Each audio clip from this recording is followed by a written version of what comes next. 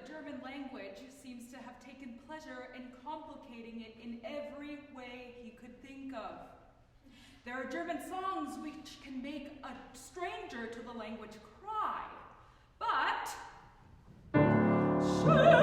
surely there is not another language so slipshod and says the best, and so slippery and elusive to the grasp.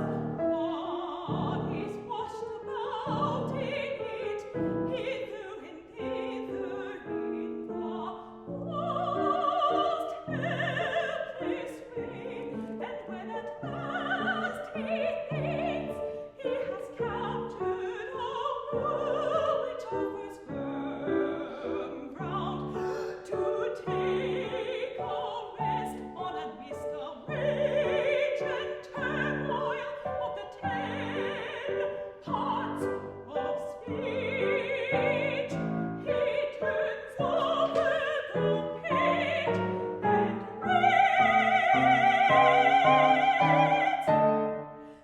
Let the pupil make careful note of the following exceptions.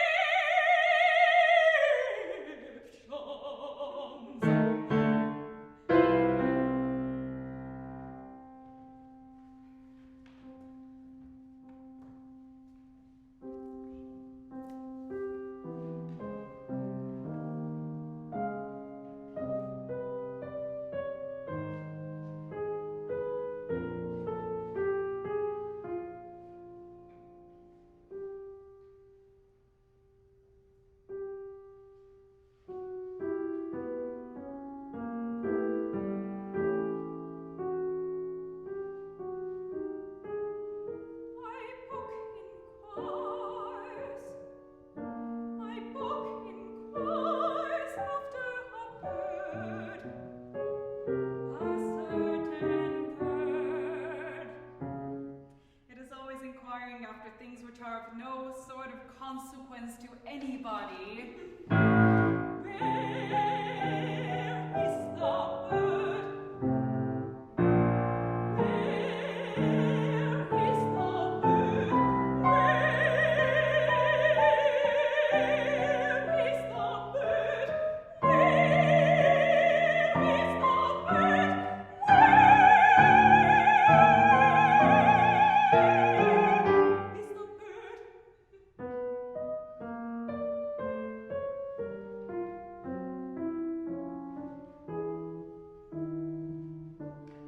Now, according to the book,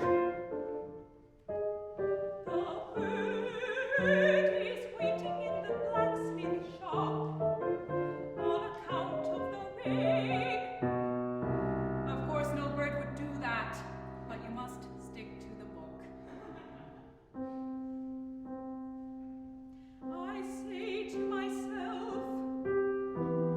Again, he's masculine, or maybe it is feminine, or possibly neuter. It is too much trouble to look now. in the interest of science, I will cipher it out on the hypothesis that it is masculine. Very well! Then the is derived.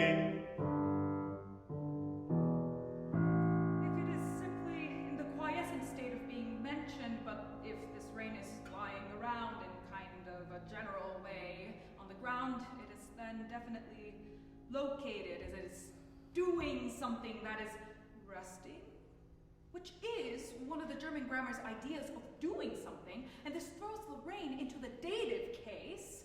And makes it dem regen. However, this rain is not resting, but is doing something actively. It is falling to interfere with the bird, likely, and this indicates movement which has the effect of sliding it into the accusative case. And changing them, regen into den, regen.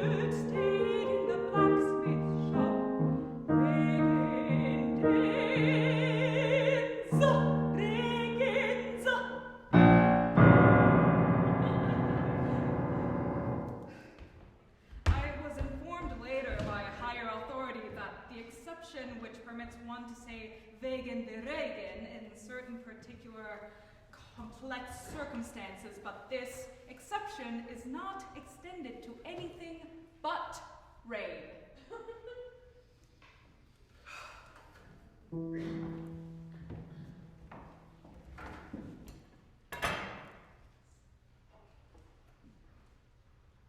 There are 10 parts of speech, and they are all troublesome. Average sentence in a German newspaper is a sublime and impressive curiosity.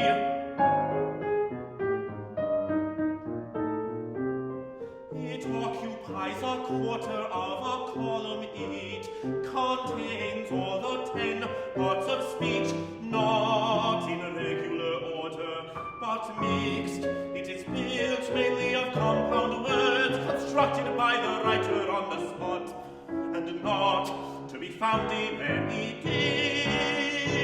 dictionary.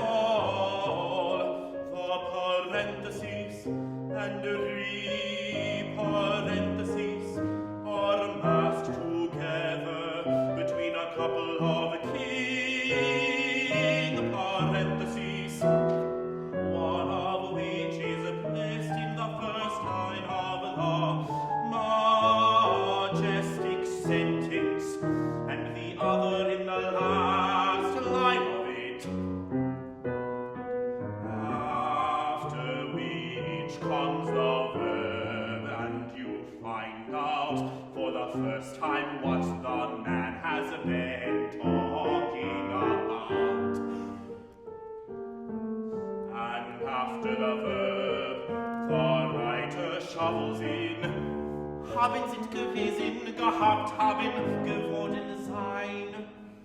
And the monument is finished.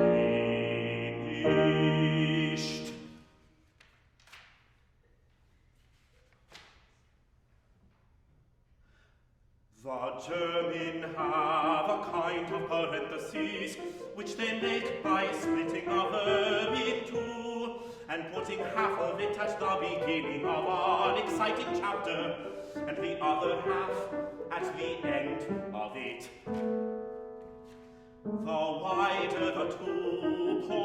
of one of them are spread apart, the better the author of the crime is pleased with his performance.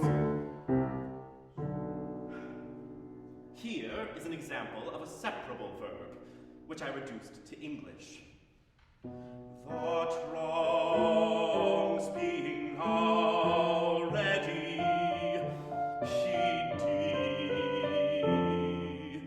after kissing his mother and sisters, and once more pressing to his bosom his adored Gretchen, who, dressed in simple white muslin, with a single tube rose in the ample folds of her rich brown hair, had tottered feebly down the stairs, still pale from the terror and excitement of the past evening, but longing to lay her poor aching head yet once again upon the breast of him whom she loved more dearly than life itself.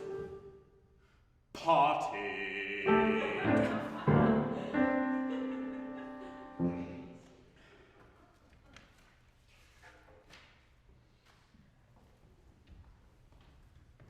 Now, some German words are so long that they have a perspective.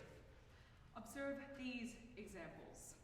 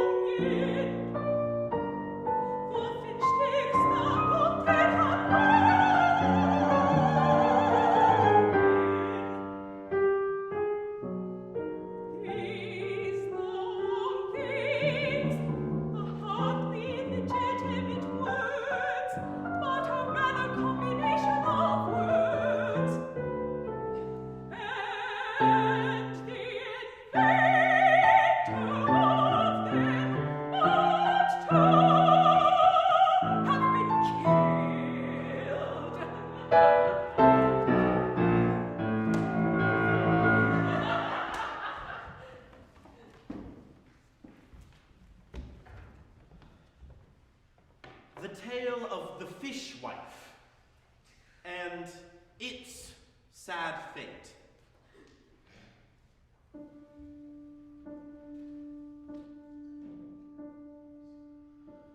It is a bleak day. Hear the rain, how he pours, and the hail, how he rattles, and see the snow, how he drifts along, and of the mud, how deep he is.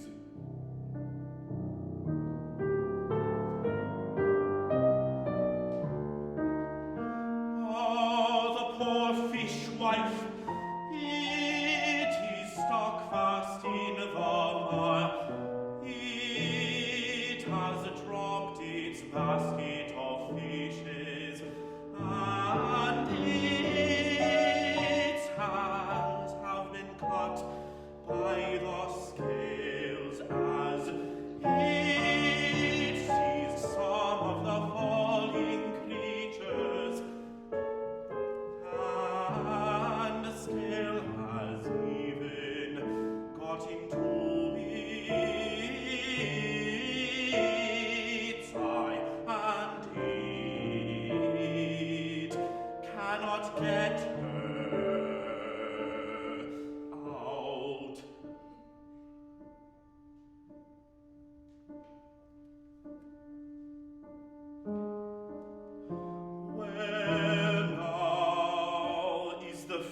fated fishwife. It has ceased from its offerings.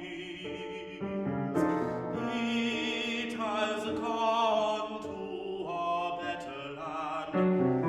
All that is left of it, for its loved ones to lament over, is this poor, smoldering ash heap. A woeful, woeful ash heap.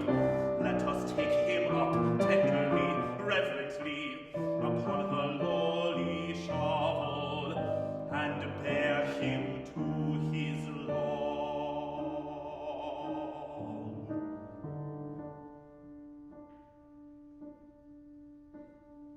Rest.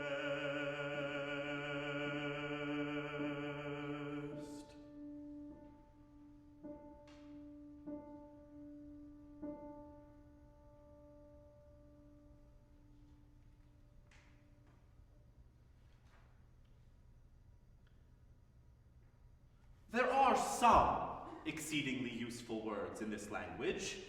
Schlag, for example, and Zug.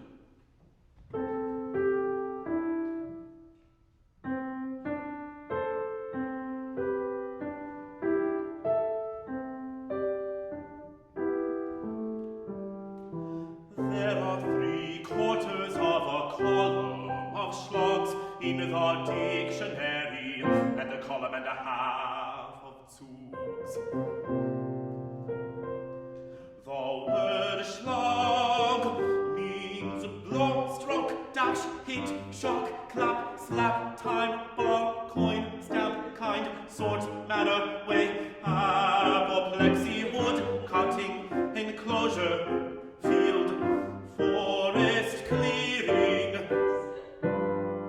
This is its restricted, its fettered meaning. But there are ways by which you can set it free. You can hang any word you please to its tail and make it mean anything you want to. You can begin with Schlag Ade, which means artery, and you can hang on the whole dictionary, word by word, clear through the alphabet to Schlagwasser, which means bilge water, and including Schlagmutter, which means mother-in-law. Just the same with Zug, strictly speaking. Zug means pull, tug, draft, procession, march, progress, flight, direction, expedition, train, caravan, passage, stroke, touch, line, flourish, trait of character, feature, lineament, chest move, organ stop, team with bias or propensity, inhalation, disposition. But that thing which it does not mean, when all its legitimate pennants have been hung on, has yet to be discovered yet. One cannot overestimate the usefulness of Schlag and Zug. Armed just with these two, what cannot the foreigner on German soil accomplish?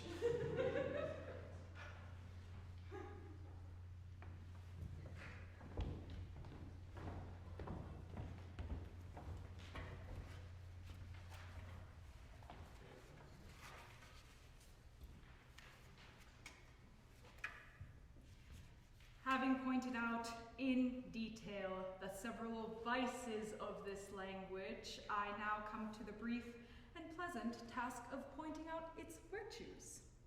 In German, all the nouns begin with a capital letter.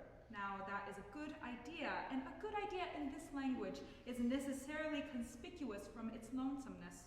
But far before this virtue stands another, that of spelling a word according to the sound of it. And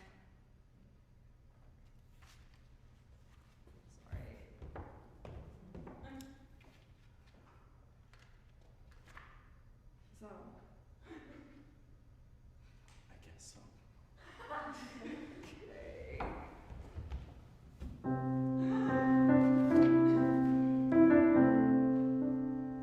shown that the German language needs reforming.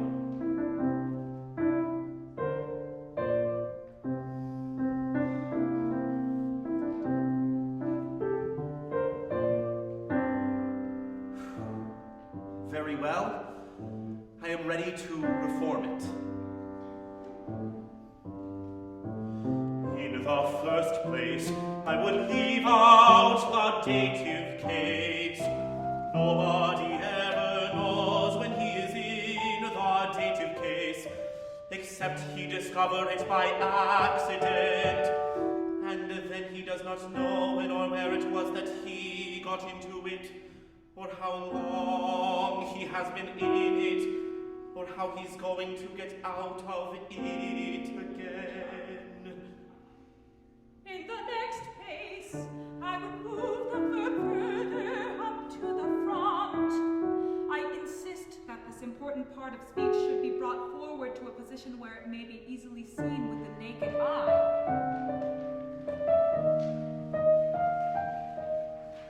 Thirdly, I would do away with those great long compounded words, or require the speaker to deliver them in sections with intermissions or refreshments. To wholly do away with them would be best, for ideas are more easily received and digested when they come one at a time than when they come in bulk. Fourthly, I would require a speaker to stop when he is done, and not hang a string of those useless haben sit gewesen, gehabt haben, geworden seins, to the end of his Oration.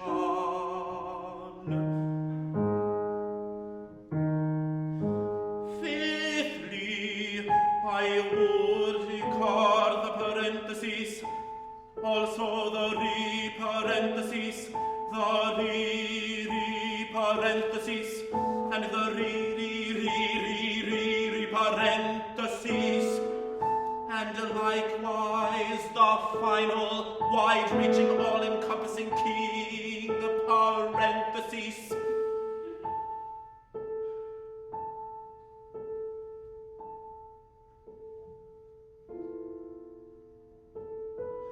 And last, I would retain Schlag and Schlag with their penance, and discard the rest of the vocabulary.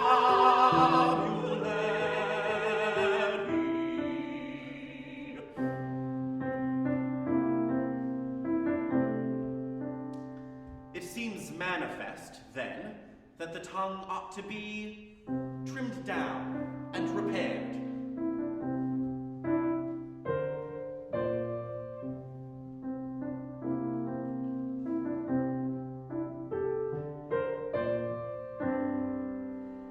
If it is to remain as it is, it ought to be gently and reverently set aside among the dead languages. For only the dead have time to learn it.